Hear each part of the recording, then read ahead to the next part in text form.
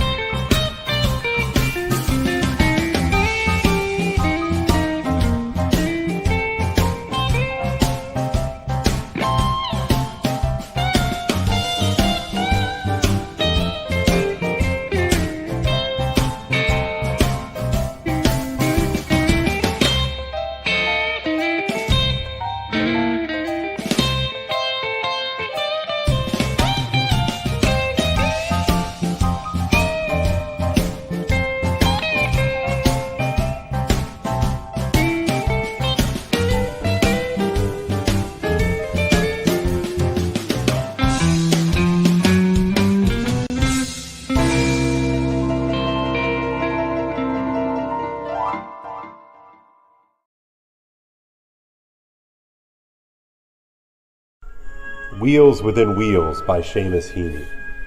The first real grip I ever got on things was when I learned the art of pedaling by hand a bike turned upside down and drove its back wheel preternaturally fast.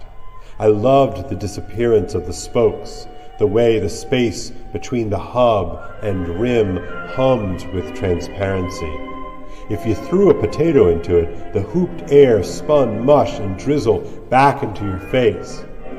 If you touched it with a straw, the straw frittered. Something about the way those pedaled treads worked very palpably at first against you, and then begun to sweep your hand ahead into a new momentum. That all entered me like an access of free power, as if belief caught up and spun the object of belief in an orbit coterminous with longing. But enough was not enough. Whoever saw the limit in the given anyhow? In fields beyond our house there was a well, the well we called it. It was more a hole with water in it, with a small hawthorn tree on one side and a muddy, dungy ooze on the other, all tramped through by cattle. I loved that too. I loved the turbid smell, the sump life of the place like old chain oil. And there, next thing, I brought my bicycle. I stood it, saddle and its handlebars into the soft bottom. I touched the tires to the water's surface, then turned the pedals until, like a mill wheel pouring at the treadles, but here reversed and lashing a mare's tail, the world refreshing and immersed back wheels spun lace and dirt suds there before my eyes and showered me in my own regenerate clays. For weeks I made a nimbus of old glit. Then the hub jammed, rims rusted, the chain snapped. Nothing rose to the occasion after that, until, in a circus ring, drum-rolled and spot-lit, cowgirls wheeled in, each one immaculate at the still center of a lariat, perpetuum mobile, sheer pirouette, tumblers, jongleurs, ringarosies, stet.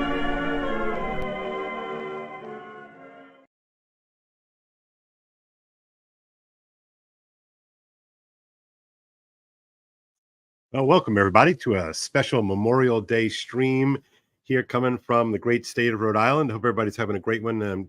Good to see some of you folks in the chat.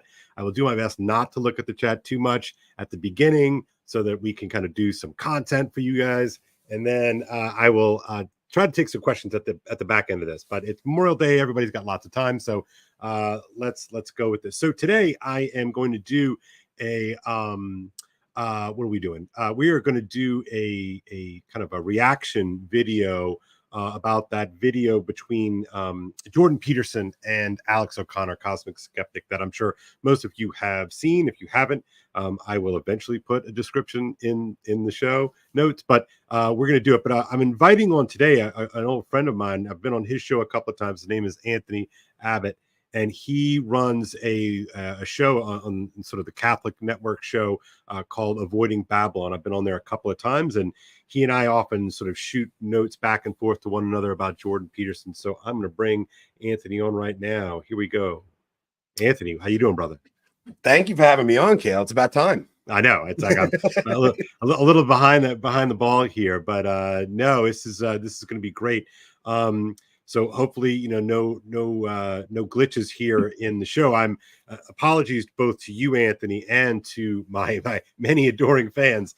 I am a noob at running the StreamYard here, so I'm going to do my best to work the controls. I know on your show you've got Rob that kind of runs things while y'all are bantering and talking back and forth. So I'm going to try to do that as best as I can. So how often do you do live like this? Because I've seen a bunch of your pre-recorded stuff. I don't see many lives that you do. So I just started, actually. So I did the live show with Rod last Monday, as a matter of fact, and I'm trying to do this once a week. I'm looking at a right time slot.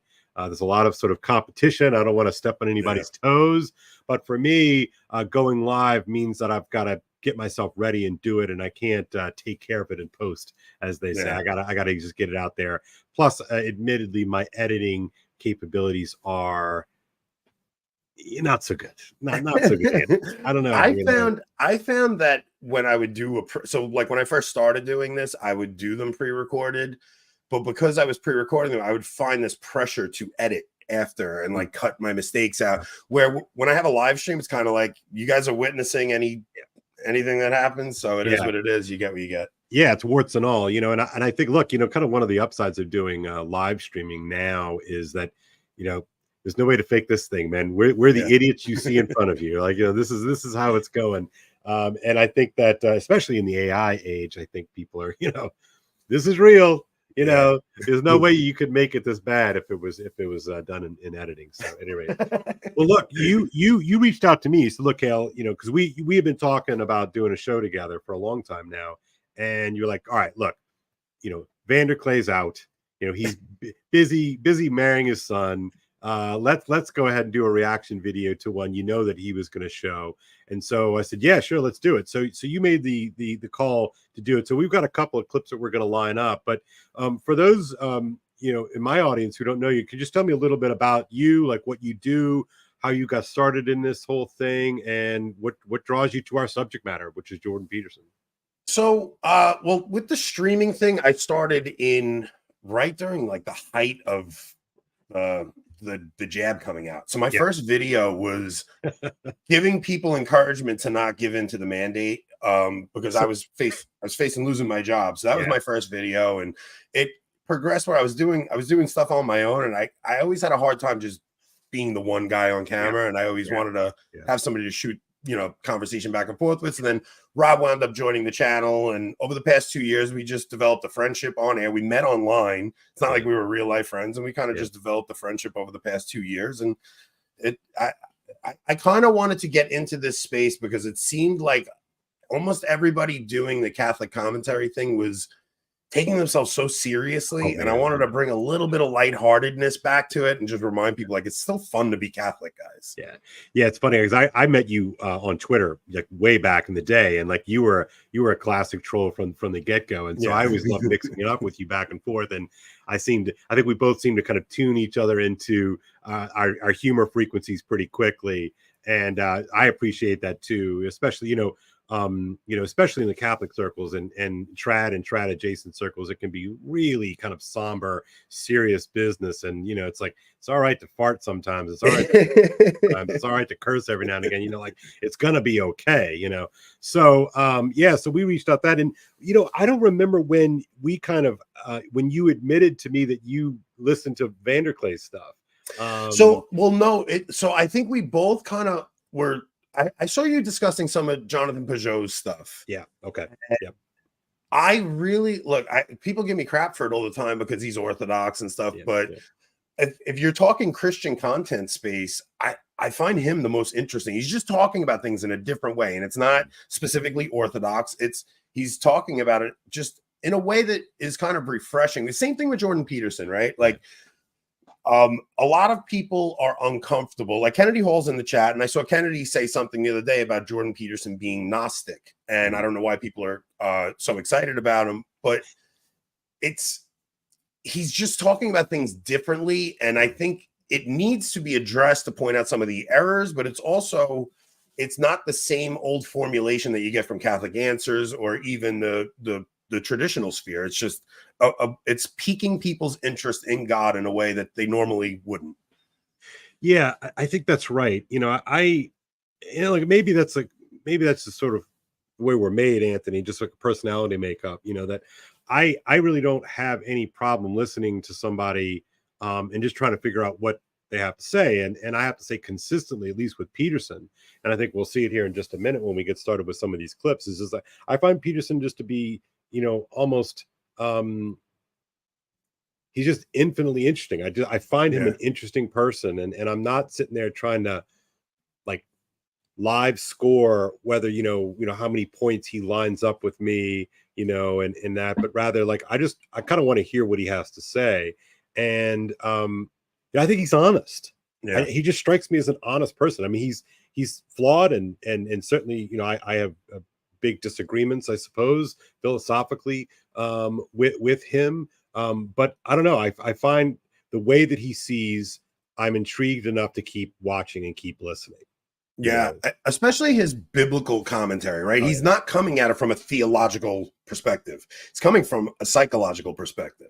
So you see when he does the Genesis breakdown, he's talking about Abraham being called to adventure. And there is a psychological aspect to that where he's right. And I'll say this because I saw Brian Holdsworth. I think I sent you the tweet, right? Brian Holdsworth. Let me actually just quote him. Yeah, quote it. Yeah, because I think it's worth quoting.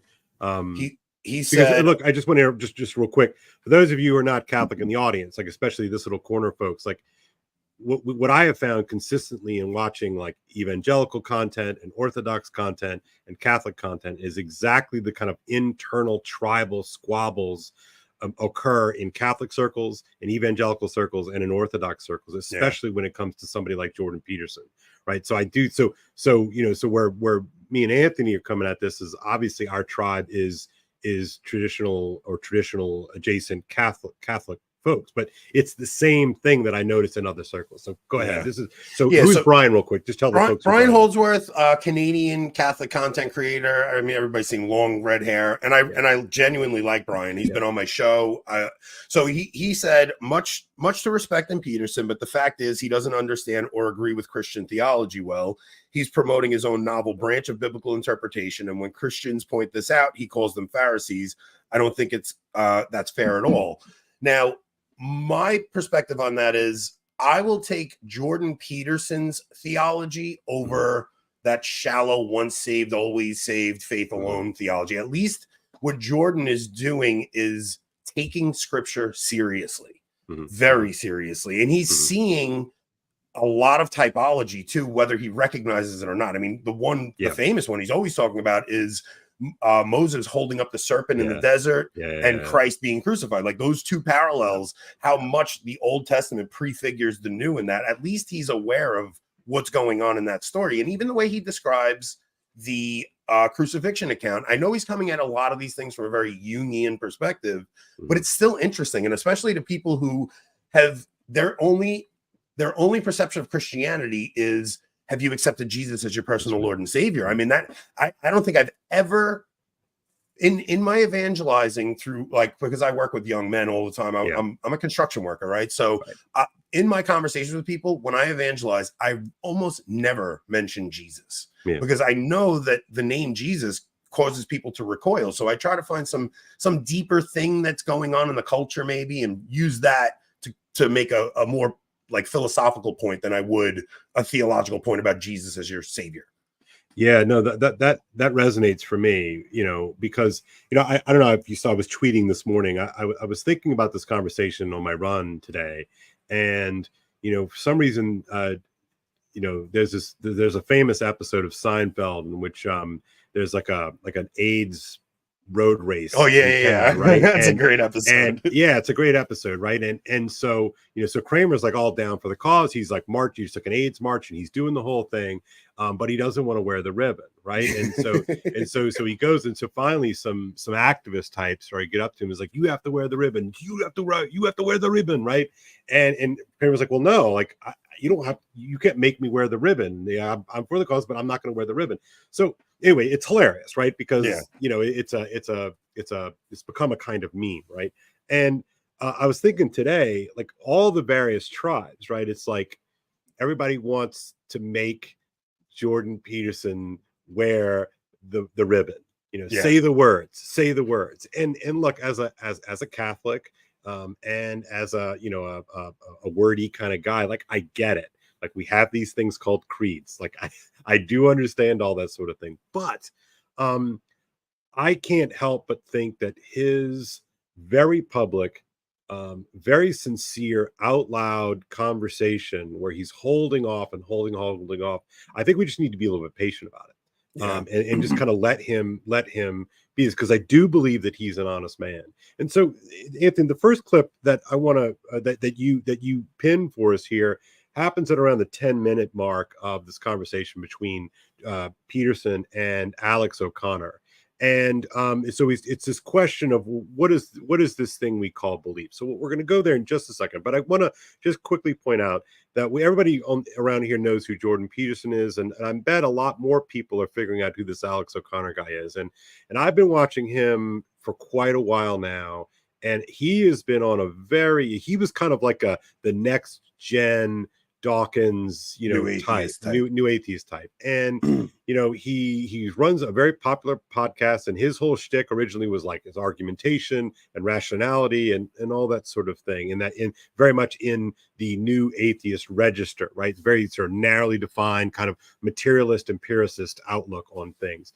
And he has been on a kind of journey which I think is very interesting, and I think it's because he's inherently curious. I think it's because and he even says this early on in this, I'm not going to replay that part, but he's like, look, I've just learned a lot by just trying to listen, just trying to, what is somebody across me? I'm not trying to win an argument. What are they just saying? And so I really appreciate that. And so if you're ready, let's jump in. Well, my first introduction to him was his conversation with Jonathan Peugeot, where they talked about beauty and how for some reason the secular world can't get beauty. They don't understand it in any way. So it was the first time I ever saw him, and I had no idea who he was before that, but he seemed to come at that conversation not in any way combative, but he was just kind of trying to understand why, since we've lost faith, we have lost all sense of beauty, and all of our architecture is just this block, functional, functionality. Brutal, it's like utilitarian to the core. And he seemed like he was actually very open. So then to see him go into this conversation with Jordan, what was interesting, the most interesting about this conversation was I've seen Catholics interview Jordan Peterson. I saw EWTN interview him. I watched Matt Fradd interview him. And nobody's ever been able to really pin down why Jordan Peterson answers, do you believe in God, the way he does, right? He always gives you this drawn out answer that's like, I act as though I believe, and that is what, it's not just saying the words I believe, which I really do like, because it's a destruction of faith alone. But he also says this other phrase where he says, I exist on the margins. And I would love to have somebody break down what he means by that, because part of me thinks he's existing on the margins because he doesn't want to be put in a box. He doesn't want to be considered, I'm part of this tribe. And he wants to be able to continue having these conversations he's having with people that take him seriously. And I think if he just becomes Catholic, or if he just becomes Orthodox, people will write him off and say, well, he's just a Catholic, and that's why, I think that might be what he means by that. I think that's real. And I'd like to go back to this question of the margins, and then we can talk about the respective mainstreams of our various Christian tribes as a way of kind of getting at maybe what's going on. All right, so let's bring him on. Hi, Jordan. There you are. Hi, Alex. How are you? And we're going to go ahead and play along, and just give me the high sign when you want me to do a thing. All right. Okay. Some of the things I said there, I think, at least one thing in particular, I'd probably think I was wrong about. But what I was trying to do there, I've seen that people would ask you on interviews and podcasts, do you believe in God? Do you think that Christianity is true? And it was sort of, you would sort of struggle to answer the question. And I thought to myself, well, people come at the question with a priori commitments about what they think truth constitutes. Yeah, that's a big problem. There must be something important that's being left out of the sort of precondition of that question or conversation. If it's so unimaginably difficult to answer, Well, I'll give you an example. I watched that essay this morning, right? And I also wanted to talk to you about your discussion with Dawkins. Yeah. So people ask me, for example, do you believe in God? And I think, well, I don't know what you are driving at with that question, because I don't know what you mean by believe. Most people, modern people, believe that a belief is a description of accordance with a set of facts. Sure. Right. Well, I don't think that's what belief means in the religious sense in the least. So I just think that's a non-starter. If you have something to do with what you act out, right? It has to do with what you believe is what you're willing to die for. Fundamentally, it's what you're committed to or live for. Stop, right? Yeah. So, all right. Yeah. So go ahead. Well, I think so many of us in modernity are so affected by sola scriptura that even the Catholics who think they don't believe it, like we are all so affected by sola scriptura that it's all of our apologetics are geared towards combating the Protestant arguments, and I don't think we read scripture in a deep way. Like it seems like Jordan is going back and really trying to understand what belief means, because if you believe something, you will act it out. It's not just going to be an assent to a set of propositions. Right. So I think it's putting a kind of weight on scripture as fact that sort of becomes the problem, right? And so when you're talking about the sola scriptura arguments, I think that it's like we're trying to using scripture as a kind of backdrop in which you kind of code check against everything, right? Does this fact line up with this fact with this line? And there's something really missing in that kind of conception of belief. So what do you make then, Anthony, of his sort of this claim about belief is sort of that which you'll die for? I mean, how do you process that? So I had an argument with an atheist one time online, and they tried to make it out like I was a sociopath because I was willing to die for my religion. And I just flipped back at them and I said, I think there's nothing more sad than someone who doesn't believe something strongly enough that they'd be willing to lay down their life for it. And it's what we're dealing with in our modern culture right now, this starvation for meaning, right? Like this is the conversation that you and I are constantly getting ourselves into, because people are lacking any fundamental meaning to their lives. And I think people that go on to get married and have kids, they can put a superficial meaning on in terms of just, okay, well, I have children, I have to provide for those children and stuff. Of course. And that's a damn good start. I mean, as you and I would both agree, that's a good start. Absolutely. But what we're seeing, because kids are prolonging getting married so often now, and that there really is this deep longing for something meaningful to come about. And I mean, I see it even in the people in my lives that I think they fail to grasp that everything about Christianity is participation in the greatest story of all time. And it actually does bring meaning to every single facet of your life. It's a paradigm shift that you now interpret everything in the world through this paradigm. Now, without that paradigm, I don't know. It's almost like if Christianity is not true, then eat, drink, be merry, for tomorrow we die. There is nothing if it's not true, in my opinion. Right. So what always strikes me about your perspective is how much it aligns with mine. And I don't mean like from a sort of set of creedal beliefs. I mean, that's fine. That's not what I'm talking about here is that, I spend all day working with kids and we read, like nerdy, great books, right? And all my kids, like 99.99% of the kids that I teach will go on and graduate from here. They'll go into a 4-year college, and a big chunk of those will get a professional degree and go into graduate school, right? So like that's sort of the track. That's the sort of the world that I function in, and I can see this meaning desert through and through. And how old are the kids that you teach? Yeah, so I teach high school, but I stay in touch with a lot of the kids, right? Because my school here is just above Newport, a lot of kids wind up coming back. Yeah. So like it's very difficult, even in the middle of the summer when the campus is deserted, walking through campus, like I always see one of the old students pop by to say hello, right? It just happens all the time. So like, but your world, could not on the surface of things be any different. You drive, you have a long commute, out from Long Island, and you going into the city, and you're working crews, aren't you? Yeah. And so you work with like guys. Yeah, I have like 12 to 15 guys on my crew every day. A lot of those guys are in their 20s and going through this meaning crisis. Right. So those guys, so they're, let's say they're 20. These guys, have they gone to college or no?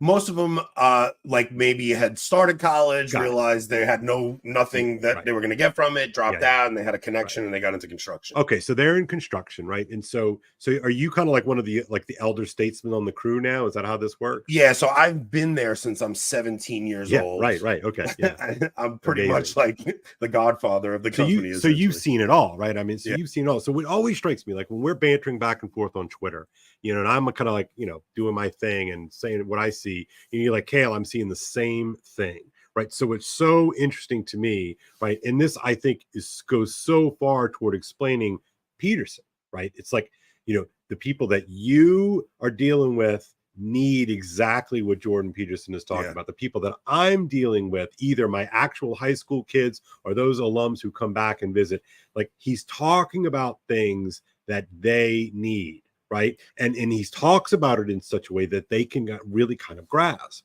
Yeah. Well, let's put it this way. If I send these guys a Trent Horn talk, a Father Ripperger talk, right, or a Bishop Sheen talk, they won't listen to it. No. But if I send them a Peterson talk and then pique their interest into, oh, wait a minute, maybe things aren't as materialistic as I had thought, then I can start a conversation with them, and then maybe I could get them to listen to a Ripperger talk or something. But that's the start with a gateway somewhere. I think that's right. Pastor Vanderklay always talks about, he's sort of the what's the phrase he always uses? It's like the unacknowledged or the unofficial, exorcist, I think from the Gospel of Mark, but somebody's going to fact check me here in a minute. But like basically, he's this guy who's going around and he's ripping people's priors apart in a very engaging and caring kind of way, in a way that, like you said, if I give him a Catholic Answers video, or if I give him some sort of apologetics video, people aren't going to look at that. Yeah. It's too coded in such a way that's just not gettable. The unauthorized exorcist. Thank you, Corey. I appreciate that.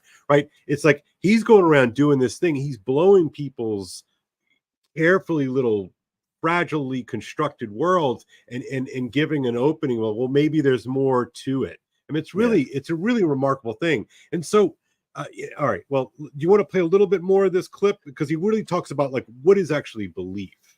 Yeah, if you want to go with that, yeah. But go ahead. But if you got something else before I go, no. I just think when you're dealing with the state of young men specifically today. They're looking for something, and I don't think the things that have worked in the past are working in our current mode. So it really is, to me, it's refreshing to see. Look, even the Cosmic Skeptic going on having this conversation with him. I just watched a conversation between Brett Weinstein and Russell Brand. Yeah, right. Another great conversation. It was really good. But what I'm seeing is guys like the Cosmic Skeptic and a guy like Brett. Well, I think they see the futility in the new atheist movement that had passed. Right. They see what they're seeing is that religion is intuitive in humanity. Right. So the Enlightenment thinkers of the past thought we could just get by on reason alone, and you had the new atheist movement come by and mock religion mercilessly. And what happened is religion crept into the new atheist movement. So they got rid of Christianity, and the woke stuff came in a way they got terrified. Oh, it blew them up. Yeah, absolutely. It destroyed the new atheist movement, right? So I think you're seeing guys like the Cosmic Skeptic and Brett are trying to figure out a way to work Christianity into their conversations while still maintaining their atheism. And I think Russell Brand did a pretty good job of just like mocking that whole approach. He really did. I really think he kind of blew Brett up, and I'm really kind of wondering, and I like Brett, I watch a lot of his stuff. I think he's fantastic, and whatever, I try to listen and understand as much as I can, but I thought Brand he could anticipate everything that Brett was going to say, and I'm not sure if Brett saw it. Like, honestly, he kind of gets into that professorial mode where he's like, well, I'm going to lead you through a couple of questions. And Brand's like, I am right there every time. Like, I don't know what you're talking about. Right. So I thought that was pretty funny. What's funny is the reason you and I are having this conversation is because, so I do the show with my friend Rob. My friend Rob has I forgot his temperament. It's like he's like a melancholic. He's a melancholic. He kind of has no patience for these conversations. They're a little too lofty for him. He loves he wants to go back to the Council of Trent and just go through the Roman Catechism, and just everything's very, whatever the doctrine is, that's what it is. Where I think guys like us are trying to not step outside of Catholicism, but see what we can bring in from these conversations into the Catholic conversation. Right. And look, I mean, like think about your crew, right? And you've got to work on your crew, and you want to witness to your crew, right? And you get a PDF printout of the 1566 Council of Trent Catechism. Here, gentlemen, have fun with this. I mean, it's like, I'm sorry, that's absurd. Right. It's a different world. It is. Right. And so that's it, but I think it's important to recognize. Right. And look, I come from the perspective, I quipped about this in kind of an early article I wrote for Steve back in the day on 1 Peter 5. I said, I think we should adhere to the Justin Martyr position, which is, if it's true, it's Christian. And so we don't have to fear anything. I never watch any of these podcasts and like scared that somehow I'm going to get blindsided by something that's going to destroy me. Now I'm going to get challenged, and I have been challenged. I'm going to have to rethink some things, and I have rethought a lot of things. But at the end of the day, I'm not scared at all. And that's what that kind of fearlessness that I try to affect. And look, sometimes it's harder than others. I love that about watching somebody like Jordan. Yeah, when I watch Jordan Peterson, I'm paying attention for new ways to evangelize the younger guys that I talk to, even like my in-laws and my brother-in-law. That's right. Like, I'm listening to Peterson, or I'm listening to a guy like Russell Brand, and I'm paying attention to what they're saying that's intriguing the culture, because I gotta be honest, guys like them have brought more people back to at least the hallway that C.S. Lewis described in Mere Christianity, right? That's right. Those guys are bringing them to the hallway, where if you read Mere Christianity, C.S. Lewis talks about, look, Mere Christianity, this is the hallway, but there are many doors. You have to find the door that's appropriate for you. It's a great image.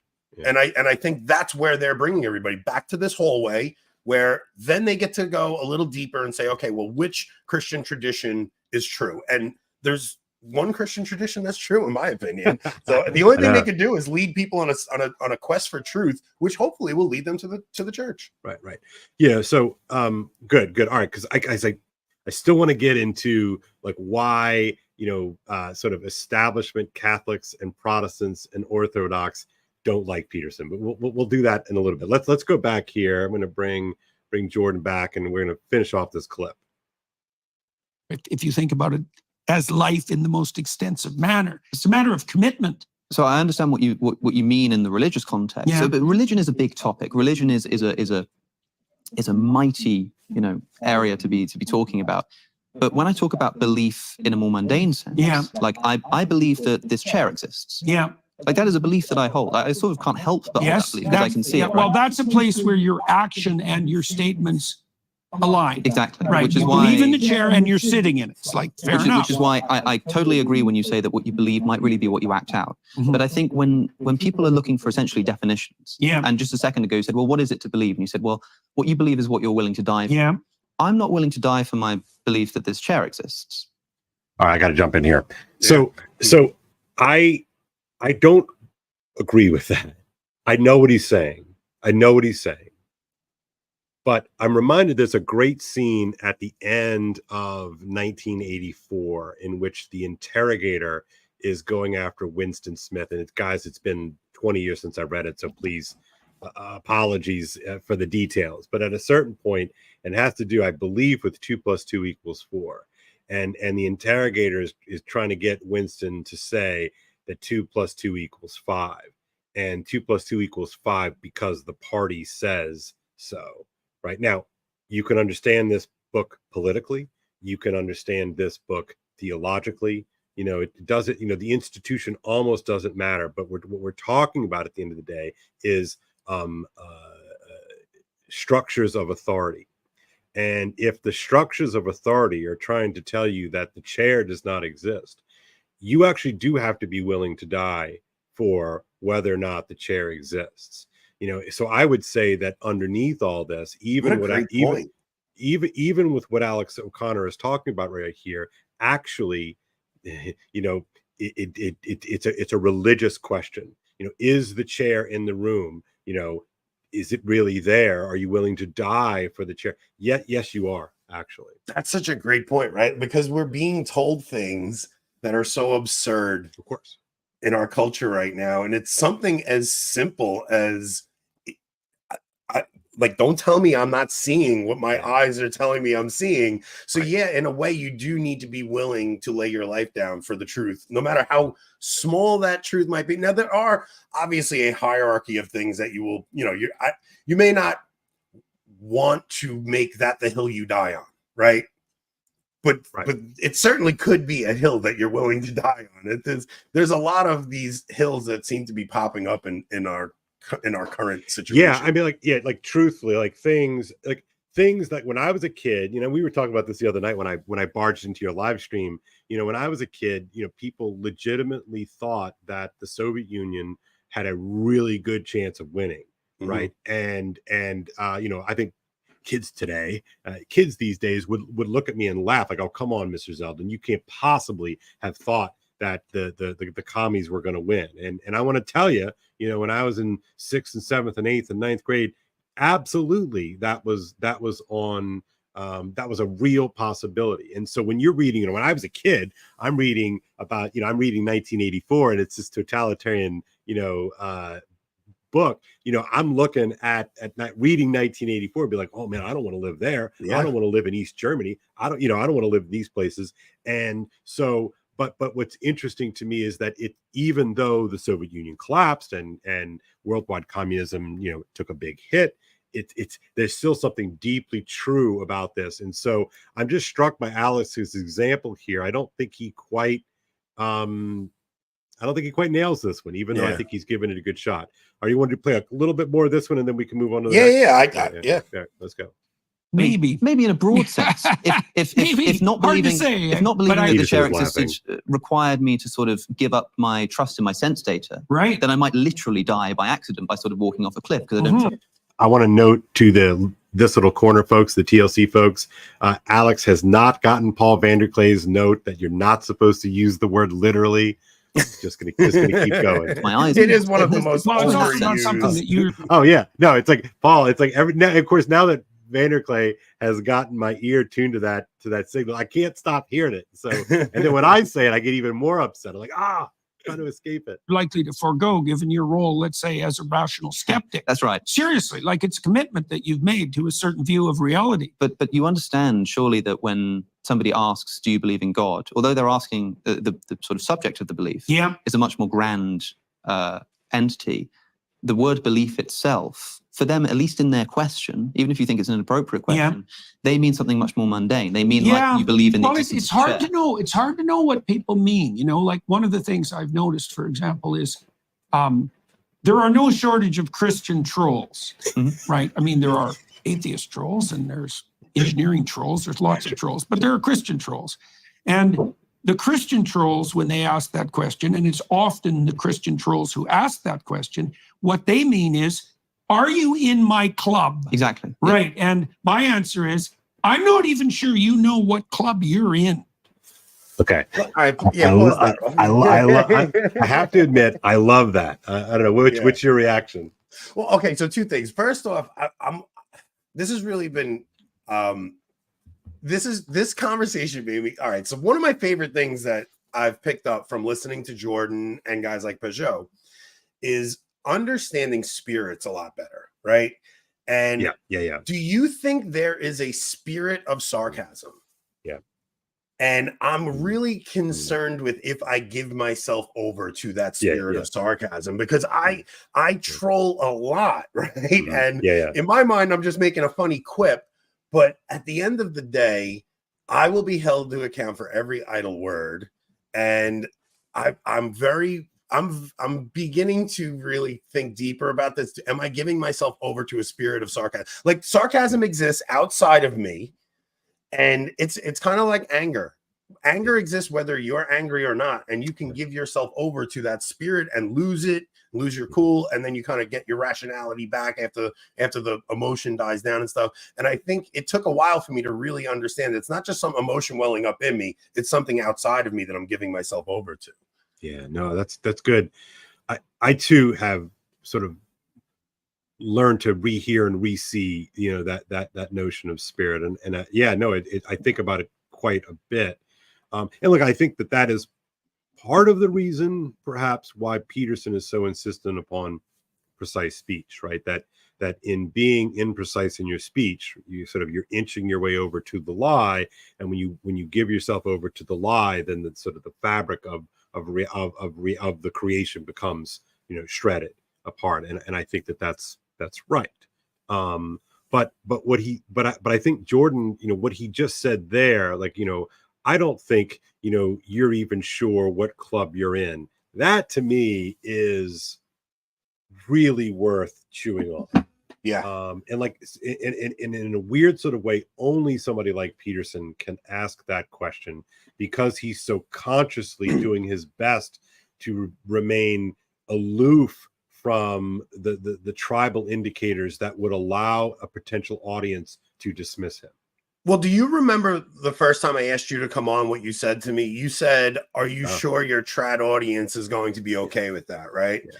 I did. And I asked that was exactly that's what you asked me. And I said, I don't really care what anybody thinks, because I think one of the biggest problems we have in the church right now is tribalism. And I think everybody thinks if you step outside of anything, like a guy like me and you can sit and have a conversation. I know I probably lean a little more trad in some areas than you do, but if you're not willing to sit down and have a conversation with a person of goodwill who's trying to make sense of the mayhem we're in right now, like I get annoyed when people think they know, because I don't think any of us know. I think every one of us are basically here watching this whole thing happen, and we're trying our best to make sense of it. And I'm trying to have a little epistemological humility here, where it's like, amen. I'm not so sure I know what's going on. I mean, I maybe you could see it a little typologically from the first century to what's going on now. Are we in some kind of apocalyptic end time? Who knows? I don't think any of us know. And I think with that starter point, you can have a conversation with anybody and not worry that you're going to cross your tribal guardrails and people are going to get upset. Yeah, no, that's good. That's good. I don't know if you saw the conversation that Tom Holland had with Louise Perry. It dropped yesterday, the day before. No, but I'll watch anything. It's good. Yeah, no, it's really good. I know you've had Tom on your channel before, which is awesome. And he's working on a book right now, talking about the 60s as a kind of new Reformation. And I think there's some real truth to what he's saying. And I'm not sure if I entirely agree with the preciseness of it all, but anyway, the point is that this sort of age of disruption that we're living through, that you and I are seeing, and the guys that you work with and the kids that I teach, has birthed this kind of meaning desert. And so I think when I'm here, when Jordan says, I'm not sure if you know what tribe even you are in, I think what he's getting at is that these simple identifiers, these monikers, these kind of team jerseys that we put on obscure way more to ourselves than they do in terms of signaling to the world what you believe. And I always want to say, it's like, yeah, like what you're signaling to the world gets. Like, we know. You know, I used to always make fun of, you know, I'm being mean, but here, you know, it's like these like super trad Catholic guys who would like wear like tons of tweed and like smoke a pipe and like do a podcast, you know, and it's like, yeah, so the world gets it. You are signaling to the world that you are LARPing as, you know, as full on like Mr. Catholic trad, right? But the point here that in other words, you're wearing a profile, right? And I think what Peterson is trying to get you to say is like, you aren't even aware fully of why you adhere to that particular team and what that particular team represents and what that particular team actually kind of means. And so I think, you know, again, you said it, I love it, you know, some epistemological humility involved in all of these things, even those things that we might sort of hold as facts or kind of creedal identifiers. So no, I think that's right. Yeah, I mean, anybody that doesn't admit that their faith has been a little shaken over the past 10 years by some of the things we're seeing, like, you're like, come on. Yeah, you're not being honest. Yeah, how could your faith not have been shaken a little bit? And part of the reason I wanted to do this was because I know my faith was shaken a little bit, but being around other people who are also going through some of that is very comforting. Like knowing you're not crazy, you're not alone. There's other people are seeing it, you know. The thing with Tom Holland, oh man, I would love to dive into the 60s as being another Reformation, because if you talk about what happens in the first Reformation, you have the Council of Trent. This new 60s Reformation should have had the Second Vatican Council, and instead of the council addressing the actual Reformation that was going on, it participated in it. Exactly. It's so insane. We have to do a show on the council. I know everybody's heard the council stuff so many times, but I would love to dive into that with you. And the other thing I'll say is I forgot to send you the timestamp for the end of their conversation when Alex actually says, "Am I a Christian?" to Jordan, right? Oh yeah. Because that's such a good conversation, because Tom Holland, in a way nobody else ever had, made me realize how big of a deal the Christian story really is and how much it upended everything in the world. And that even today, in a post-Christian world, people are essentially Christian in their moral ethic. So you will not find a single person who disagrees with any Christian moral principle other than the pelvic issues. That's it. Nobody's going to say it's wrong to use the golden rule, treat others as you want to be treated, thou shalt not steal, thou shalt not covet, thou shalt, you know, all of the commandments that have to do with anything not to do with sex, people are going to agree with.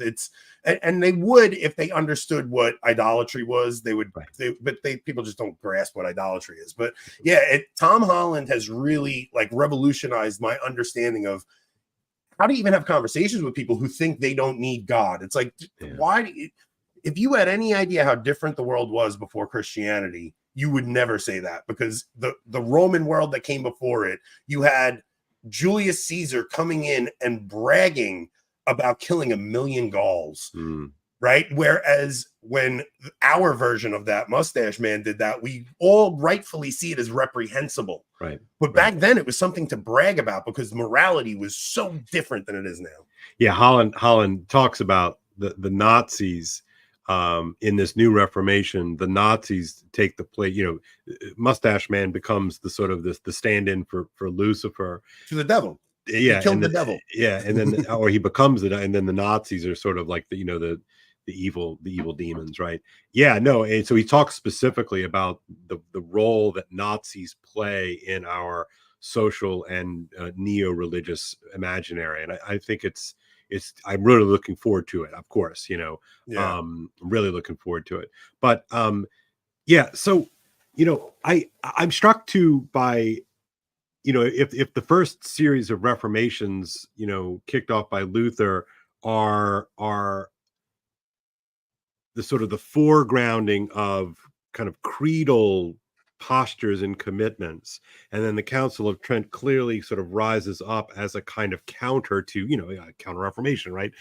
To what is going on there. There's becomes a sort of a strange foregrounding of words, and a kind of downplaying of something, that which you live out, to sort of use some of Peterson's idiom here, that if a belief is what you live out, there's been a kind of a detachment, from that in some interesting way.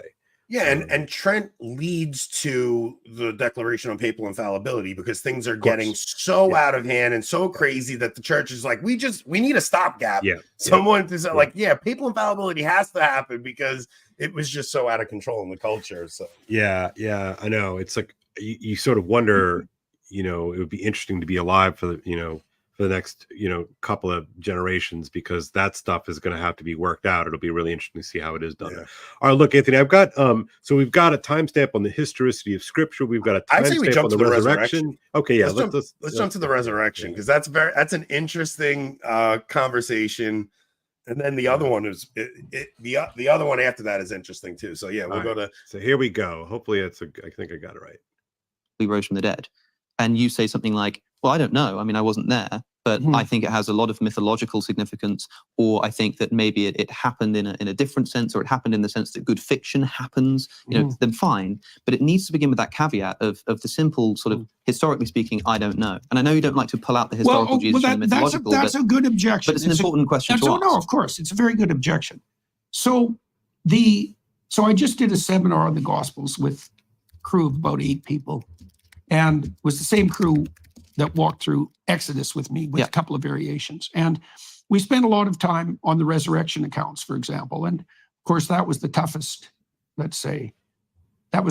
morsel to chew and digest. The thing about the resurrection accounts is that they're all, so I could say something like this, which will just annoy people, but it doesn't matter. I believe the accounts, but I have no idea what they mean. When you say you believe the accounts, do you mean? Pause it right there. I want to jump into that. Go. Because people forget how mysterious the resurrection accounts are. Because what do you mean? What do you mean?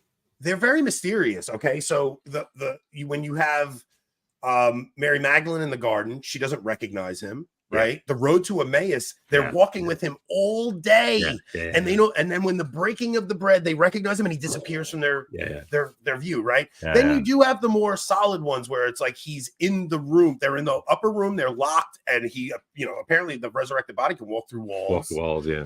And then you have the one where Peter's in the shore and he eats fish with them. Right. Yeah, so I love that one. Yeah. There's a lot of mystery to these accounts that people. And especially when we're so dogmatic about our religion, we forget how amazingly mysterious our faith really is. It's not just as simple as, oh, Jesus rose from the dead. No, there's something very, very mystical going on, very mysterious going on. Why don't they recognize him? Why is it that they recognize him in the breaking of the bread? All these different things. So I understand what he's saying there, where he's like, I believe them to be true, but I don't know what that means. Yeah, and again, I want to note, I love your phrasing of that. Epistemological humility means that you have to carve out just that small little space that maybe I don't fully understand it. Like maybe there's something that I can't quite wrap my head around. And I think that those are incredible examples. And so we have the account, right? So we have so like this is what we saw. Yeah. Okay, like. What does it mean? Like, what are the implications of this? Like what does it mean that you can walk through a wall? Like, what does it mean that a resurrected body can eat smoked fish on the beach? Yeah, it's very mysterious. It's not like you could just. I think. And then the breaking of the bread. It's like, for us as Catholics, I would say you and I are Catholic nerds, so we're going to be like, obviously, right? So, but the implications of that are that the Eucharist itself is the resurrected body of Christ. And it's such a profound thing that to just dismiss it as, yes, he rose from the dead is almost not giving it the grandeur it's due. I kind of like that Peterson talked about this in that way, because it gives it gives you an opportunity to, when you're talking to someone, to remind them, like, no, there's something very strange going on in those resurrection accounts. So what do you think about this, Anthony? You know, we hear people talk a lot about, I talk a lot about the idea of, you know, you can never mistake, you know, the map for the terrain, right? And, you know, even when we think of these stories, you know, that you know, these stories are capturing, you know, some you know, like the what they are capturing are greater than the words on the page. And I'm in no way trying to denigrate the words on the page, right? I mean, you know me. I teach poetry for a living, so it's like, obviously I care about the words on the page, but remembering that all the time, that it's much bigger. You know, well, I mean, look, even this. I mean, Jesus himself is bigger than the scriptures. Jesus is bigger than the gospel accounts, like by necessity. Well, let me ask you something. Early on in your conversion, I remember early on when I first like started having my reversion, I remember reading John 1 about the Logos, and the Logos becomes flesh. And when I read it, I mean, in the moment of reading it, it was as if the words on the page were jumping off the page at me. It was the most surreal experience I had ever had. And it was one of those moments where I really understand why people say what they say about reading God's word. Like, it really did. It was as if the words were alive on the page. They're electric. They're electric. Yeah, there was something so intense about it. So I do think that there's, especially in Catholic circles, I think we forget to go back and read those stories. They're so important, like the Gospels, especially, man.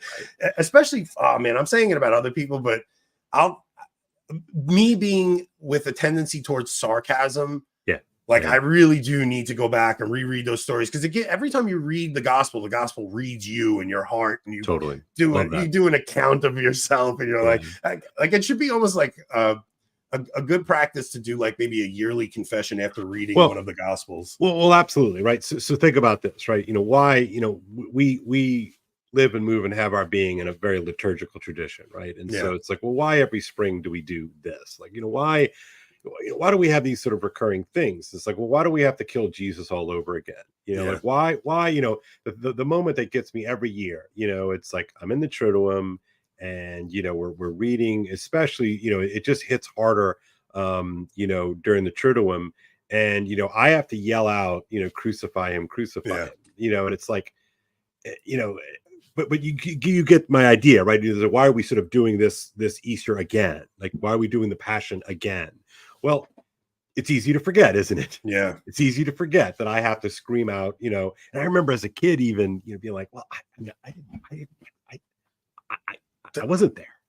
There's a psalm that says, Lord, take me back to the joy of my conversion. Right. And that's great. Yeah.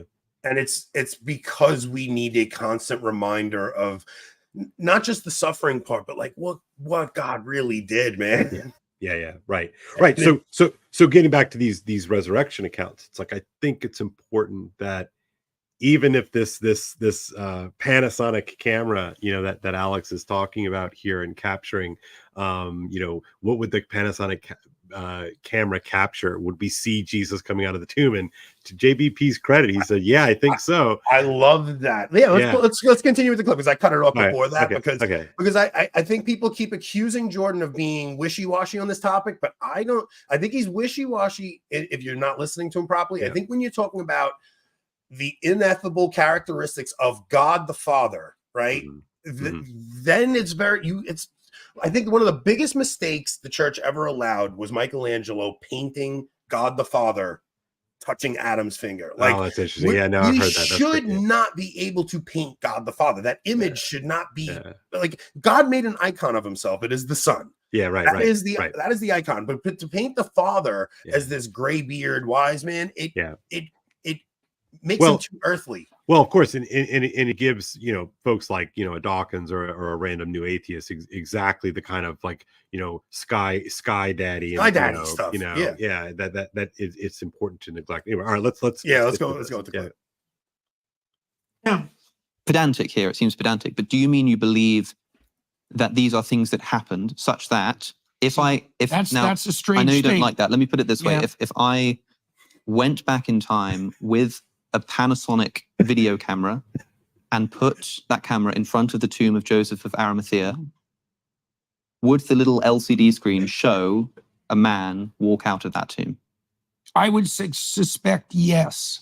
So that to me seems like a belief in the historical event of the resurrection, or at least of Jesus leaving the tomb. Even that word historical, right? We'll finish that. Which means that when somebody says, do you believe that Jesus rose from the dead? It doesn't seem clear to me why you're not able to just say, it would seem to me yes. Because I have no idea what that means. Right. And neither did the people who saw it. I mean, and there Right? is, again, I know all of us Christians are going to be like, oh, can you just say the words? Wear the ribbon, say the words, say the magic words. It's like that, like holding on to that, like there's something real here, don't you think? We'll go to the comments real quick. So right. Corey and Sean Yeah. McGinnis, they both know I listen to Peugeot, and Okay. I'm going to tell you that's something that Peugeot changed my mind on. Okay. What Because do you mean? he talks about it, and look, they've done it in the East too, right? But Yeah. it's something that the part of the reason I really do love these conversations is because it's made me really think about how much bigger God is. And like the story of the burning bush is like, what is your name? I am who am. Like, if you really think about how profound that statement is, God is not a gray bearded man in the sky. No, he is existence. He is being itself. And I love that I've gotten out of a more materialist way of seeing God since listening to these guys in their conversation. I'm not going to take something and get heretical about it. I'm going to take what the church traditionally would say about God, right? Like it was always, God is so big that you couldn't fathom him. Moses had to see him from his back. Right. You couldn't face God. God is just too unbelievably big. Yeah. Yeah. And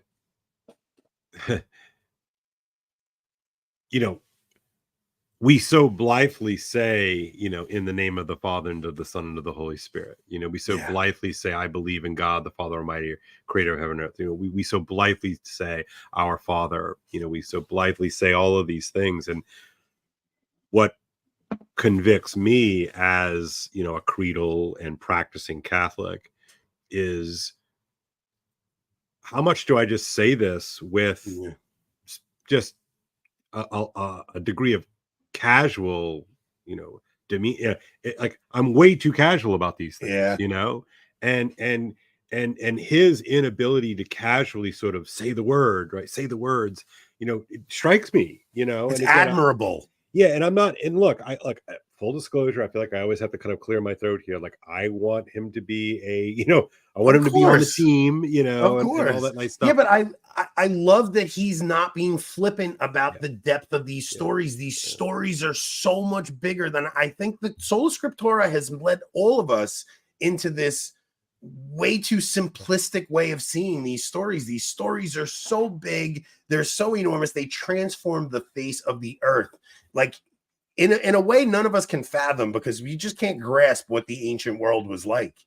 And just the idea that we have the remnants of it are still leading to a civil society, right? Like, if you really want to know why all the stuff in Afghanistan and after 9/11 happens, right? We go on all these terrorist wars. Do you know why all of those failed? Because they were all about spreading democracy and not about spreading the Christian faith. It's the new Great Commission is to spread democracy, and it fails every single time because we stink at colonialism in modern times. Whereas when we did it back in the day, we also pretend it's not two things. We pretend it's not colonialism, and we pretend it's not religious. Right. Yeah. And it's both of those things. And, and there's something weird in the inability or unwillingness of people to sort of admit that out loud, especially really powerful people, and I always remember, if you think of Peterson's origin story, he immerses himself in the 20th century totalitarian movements. Yeah. And so he does this really super deep dive, really looking at what human beings have allowed themselves to do to other human beings in a real way. And in a way that most of us just don't have a stomach to do that. Yeah. I mean, you start reading those stuff, you know what it's like, Anthony. It's like, whoa, you know, you can't find. So, and I think he really is trying to, like, well, how do we do that? Yeah. You know, taking that the sort of the social Yeah, because you and I can look at that and go, that's so horrible. How can we do that? But you don't realize how easy it was for those people to do that. Right. And it's like what it's like the phrase, like, but for the grace of God, there go I. Like that, That actually, I would say, yeah. Like, but for the grace of God, there go I. I don't think any of us really are. I think so many people think they're just good people. I don't even know what they mean by that Totally when they say it, because you'll see a lot of atheists make the statement, I can be good without God. What does that even mean? Yeah. What is goodness without God? There is no good. There is no right and wrong. There is no moral objectivity. It is all just subjective and what you find convenient or inconvenient, which is why you get to just chuck away the ones that you don't like. Yeah, I'm reminded. Have you ever heard of this expression, Sheilaism? No. There was some study they were doing. Sheilaism is basically the American religion, which is like, I'm basically a nice person and I want nice things to happen to like nice people, and like, can't you just be nice? And I right, and I'm not right. And I'm not gonna, that's funny. And I'm not gonna be like, you know, I'm not gonna be too worried about X, Y, and Z. Like, things are basically fine. You know, it's a Sheilaism is that it? And I think he is so disgusted by the sort of the scaled out Sheilaism that he sees. He's like, no, I'm not going to be banal. Like, I'm not going to be, you know, silly this way. So let's play a few more seconds. Let's see if there was something else in that clip. Have you ever browsed? Oh my goodness! Well, in fact, it's probably not as what is this garbage? Skip. Data brokers still uniquely identify in your IP. I don't even have ExpressVPN. They have to do is secure yourself free. That's .com/Jordan. Look. Here's let's approach this obliquely. Let's say the miracle of the loaves and the fishes. Yeah. Okay, so people will say, well, do you believe that happened literally, historically? It's like, well, yes, I believe that. It's okay. Okay, what do you mean by that? That you believe that? Exactly. Yeah. So you tell me you're there in the way that you described. Right. And what do you see? What are the fish doing exactly? And the answer is you don't know. You have no notion about it at all. You have no theory about it. Sure. So your belief is, what's your belief exactly? Well, I think a Christian might say something like, my belief is that I have no idea, looking at those fish, what I would see in the process of them being converted into enough food for the 5,000 to eat. I have no idea what I would see. But I do know that what I would see is the fish end up being spread amongst the 5,000. In the same way, like if I opened up the water jar, what would I see when the water became wine? I have no idea. Does it sort of blend from one color into another? Does it suddenly snap? Does it disappear and then reappear? I don't know. But what I do know as a Christian is that I would see something at some event in which, when I look at the beginning, it's water, and when I look at the end, it's wine. And I mean, actually, I don't mean that Jesus turning water into wine is some kind of, inextricably mythological story, and the question of whether it happened sort of doesn't matter, or maybe it happened in a meta manner, or maybe it happened in a hyper reality sense. No, I would be, as a Christian, committed to saying that it happens. Okay, so for those of us who have sat through sermon after sermon after sermon, in which Father Boomer tells me that the real miracle, the real miracle of the feeding of the 5,000 was generosity, and it's like, oh my goodness, that is so bad. So Alex O'Connor just gave a wonderful account for what a Christian sort of should say, right? Like, one of my favorite parts of this interview is that it took an atheist interviewing Jordan Peterson to hammer down these questions that I wanted because every Catholic was trying to get him on my tribe. Yeah. The EWTN interview, even and I thought the Matt Fradd interview was good, but at the same time, it was not really getting to the substance of it. I was sad by that. I was saddened by that because I thought in all it was a pretty good conversation, but it's like Paul Vanderklay, made the joke. He's like, "Would you come on my team, please? Yeah. Please, will you be on my team?"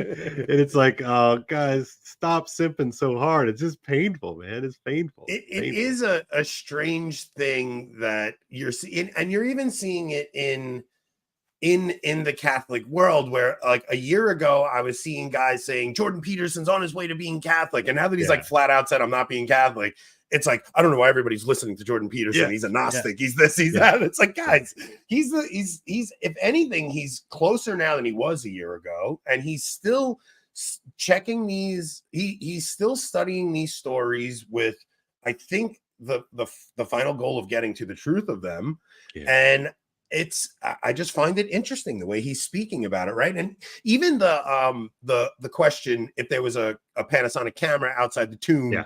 Did we get to that clip? Did that we did. Yeah, we played it. Yeah. So even the question of if there was a Panasonic camera outside the tomb, would we see Jesus coming out? There was two things from the Fran interview. I really appreciated when Jordan kind of mocked people who try to act like Jesus wasn't a historical person who actually did exist, which he did. He did do that in the interview. The other thing is with the Panasonic camera angle, the Shroud of Turin had such a huge impact on my conversion. And just this, it's very strange that it's almost as if God placed a Panasonic camera in the tomb for us so that we could have in this materialist world a little bit of material proof.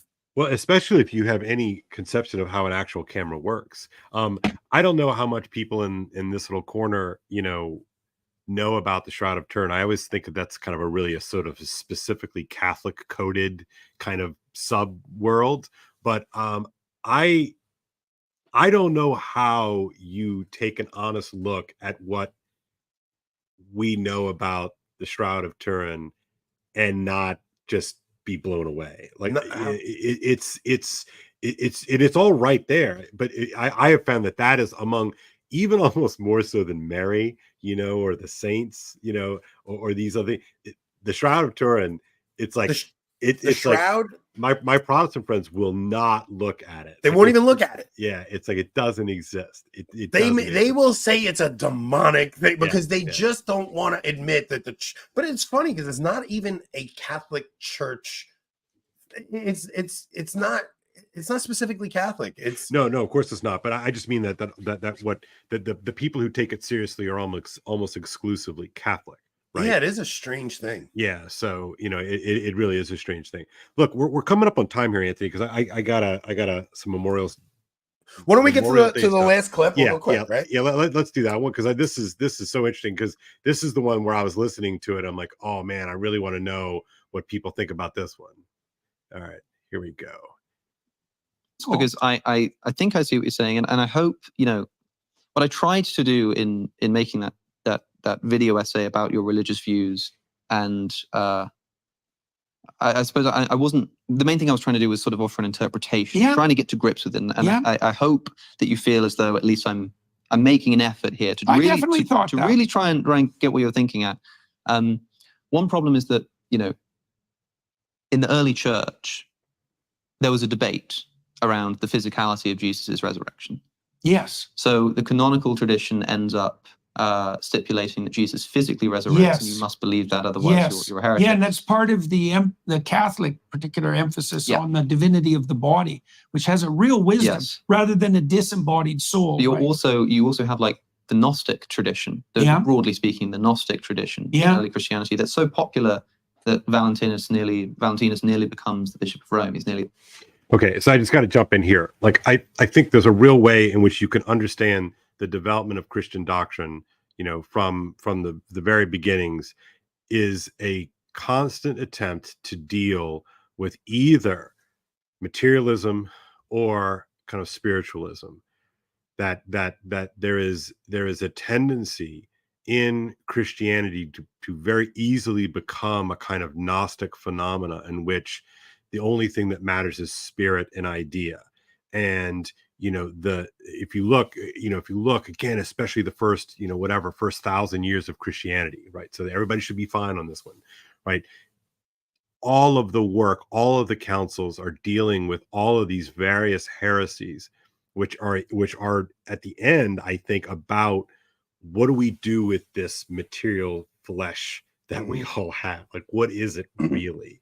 And what was Jesus really, or physically? And so, I think Peterson is absolutely correct here that the Catholics have really insisted on the bodily resurrection, and the physicality of the resurrection, and that if you don't doggedly insist upon the incarnation and the full, the enfleshment, the Word made flesh, if you're not really, I'm using really, and I almost use the word literally, people, but if you're not deeply insistent on that as a physical reality, the faith very quickly turns into something else. Yeah. Call it Gnostic, whatever. If you really, listening to Tom Holland on this has been so amazing, because what he says is Paul's insistence on the bodily resurrection puts a sacrality on the body. Yeah. In a way that so in other words, and therefore the here and the now, right? The here and the now.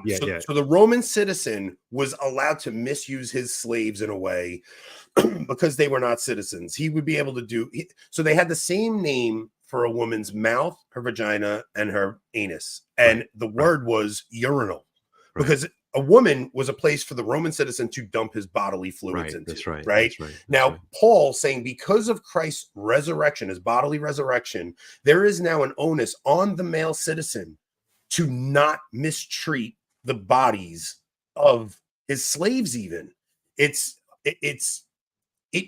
elevates the slave, because Christ dying on the cross as a slave elevates the slave in a way that no other religion in history ever has even dabbled with. It's that in Christ there is neither Jew nor Greek nor neither male nor female, that God loves all of us, and we all have, and it's something our modern world takes so for granted, that we are all created in the image and likeness of God.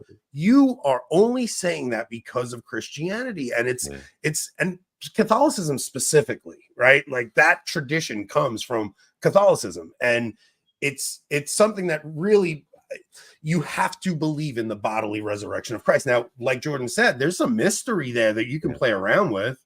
Yeah. But yes, Christ physically rose from the dead, and the Shroud of Turin is a very big part of really for me, it was this, I was really, before my reversion, I was really questioning the resurrection, and I was like, well, maybe Jesus didn't really die on the cross, and they just thought he died. Like that was really what was going on. And I said, God, I cannot believe in something that I'm not sure of, but if you revealed to me that this is a true story, I will commit myself to it. I went in my house that night. It was on Easter Sunday. I forgot what it was, like 10-12 years ago. I go in my house and I look on Netflix, and in my previously watched category is a documentary, Shroud of Turin, and I never watched it. So that's weird. It was very strange. Nobody else had my Netflix account. I go inside, and on previously watched was a Shroud of Turin documentary. I'd never heard of it before that.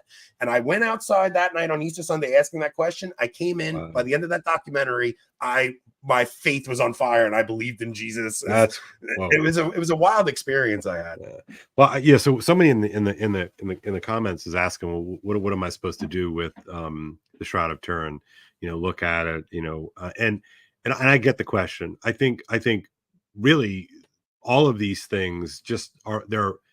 I think, and I didn't know you were about to say that, Anthony, but they're profound witnesses to the historicity of the thing. And just like powerful stories of heroic virtue of the saints are powerful witnesses. It's like, I weak in my faith as I am, get tremendous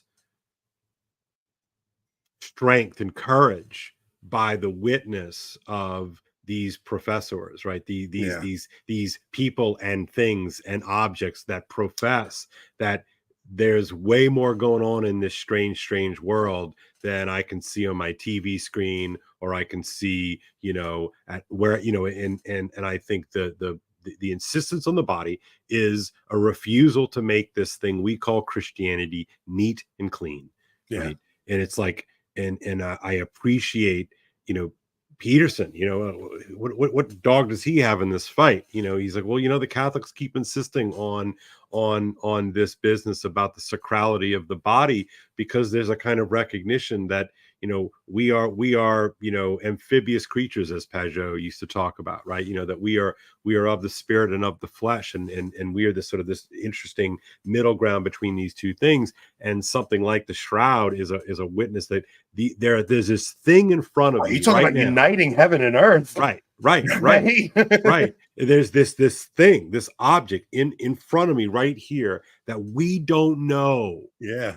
Right. We can, think about all the stuff that we can know. The other one that nobody wants to touch, and this is probably a third rail for, I'm trying to have a nice kind of interdenominational dialogue here with our online audience as well. It's like, man, you gotta look into Our Lady of Guadalupe. Like you got to, because it's too weird.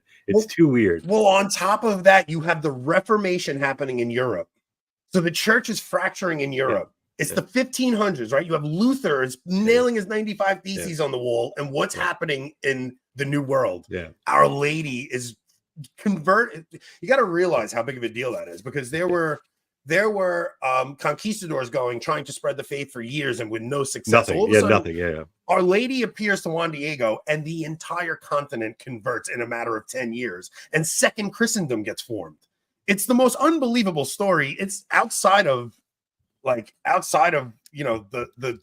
Book of Acts. Like, it's the most unbelievable event in history in Christian.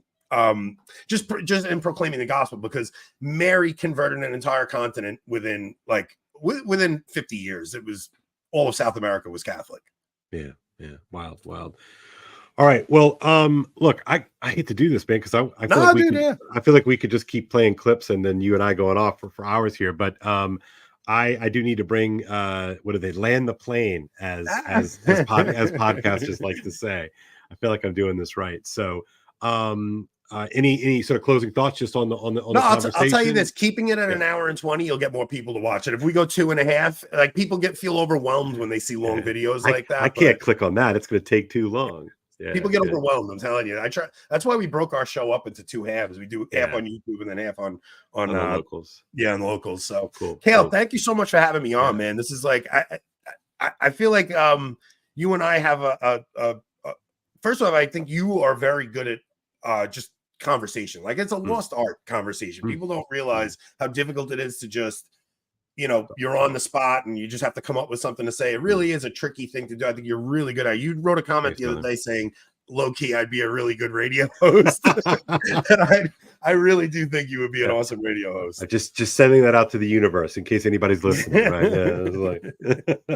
Too good. All right. Well, look, everybody, check out Anthony's show. It's called Avoiding Babylon. And what do you stream? A couple times a week? We do Tuesdays and Thursday nights, typically 8 p.m. Eastern. Yeah, cool. So it's great stuff. It's sometimes it's serious and sometimes it's always funny, but sometimes it's sort of a light topic, sometimes they're deep topics, sometimes it's topical, and sometimes you're sort of doing a deep dive into some kind of idea. But it's great. You should check it out. And you can follow Anthony. His Twitter handle's right here. And you can follow me. Everybody knows where to find me. So until then, y'all be well. Cheers. Thanks for having me, Cale. All right, brother. Be well. Wheels Within Wheels by Seamus Heaney. The first real grip I ever got on things was when I learned the art of pedaling by hand a bike turned upside down and drove its back wheel preternaturally fast. I loved the disappearance of the spokes, the way the space between the hub and rim hummed with transparency. If you threw a potato into it, the hooped air spun mush and drizzle back into your face. If you touched it with a straw, the straw frittered. Something about the way those pedaled treads worked very palpably at first against you, and then begun to sweep your hand ahead into a new momentum. That all entered me like an access of free power, as if belief caught up and spun the object of belief in an orbit coterminous with longing. But enough was not enough. Whoever saw the limit in the given anyhow? In fields beyond our house there was a well, the well we called it. It was more a hole with water in it, with a small hawthorn tree on one side and a muddy, dungy ooze on the other, all tramped through by cattle. I loved that too. I loved the turbid smell, the sump life of the place like old chain oil. And there, next thing, I brought my bicycle. I stood it, saddle and its handlebars into the soft bottom.